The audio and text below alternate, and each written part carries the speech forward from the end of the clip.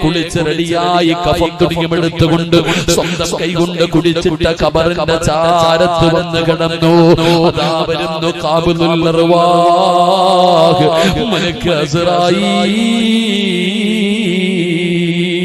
അസ്റായീൽ എന്ന് പറയും മലക്ക് കടന്നു വരികയാ.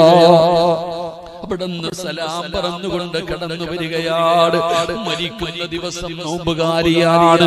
മരിക്കുന്ന ദിവസം നോമ്പുകാരിയാണ്. 30 കൊല്ലം അല്ലാഹുവിനോട് ദുആ ചെയ്തിട്ട് വാങ്ങിച്ച മരണമാണ്. പെങ്ങളെ രണ്ടാമത്തെ ആഗ്രഹം ഖുർആൻ ഓതണമെന്നാ. ഓതി പെങ്ങളെ നഫീസത്തുൽ മിസ്രിയ റളിയല്ലാഹു തആല അൻഹു പടച്ചവനെ മരിക്കുന്ന സമയത്ത് അല്ലാഹുവേ ലഹും ദാറുസ്സലാം ലഹും ദാറുസ്സലാം ഇൻദ റബ്ബിഹിം വഹും വലിയുഹും. അല്ലാഹുവിന്റെ വിശുദ്ധമായ ഖുർആനിൽ അല്ലാഹു സ്വർഗ്ഗത്തെക്കുറിച്ച് പറഞ്ഞ ആയത്താ. ആ സ്വർഗ്ഗത്തെക്കുറിച്ച് പറയുന്ന ആയത്ത് ഓതിയിട്ട് നബീസ ലോകത്തോട് വിട പറയുകയാ. നബീസത്തുൽ മിസ്രിയ മരണവേദന സഹിക്കാൻ കഴിയാതെ കണ്ണൊന്നു നിറഞ്ഞപ്പോ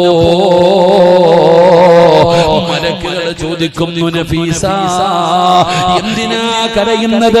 എന്തിനാ നഫീസ കരയുന്നത്? എന്തിനാ സങ്കടപ്പെടുന്നത്? എന്തിനാ വിഷമിക്കുന്നത്? അല്ലാഹുവേ നോക്ക് നഫീസ, ആകാശത്തിന്റെ കവാടങ്ങൾ തുറന്നിട്ട് കൊണ്ട് അല്ലാഹുവിന്റെ മലക്കുകൾ അതാ വരി വരിയായി നിൽക്കുകയാ നിന്റെ റൂഹിനെ സ്വീകരിക്കാൻ. നോക്ക് നഫീസ, ഇത് സ്വർഗ്ഗത്തിൽ നിന്ന് കൊണ്ടുവന്ന പട്ടുവസ്ത്രമാണ് നഫീസ. നിന്റെ റൂഹ് പുതിയാനുള്ളതാണ്. എന്തിനാ കരയുന്നത്? യാ അയ്യത്തുഹൻ നഫ്സുൽ മുത്മഇന്ന ഇർജിഇ ഇലാ റബ്ബികി റാദിയതൻ മർദിയ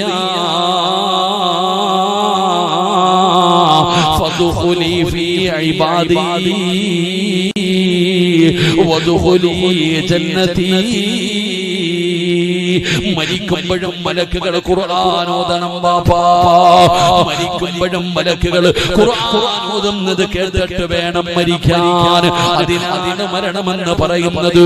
അതുകൊണ്ട് അല്ലാഹുവിന്റെ ഖുർആനിനെ ബഹുമാനിച്ചോ.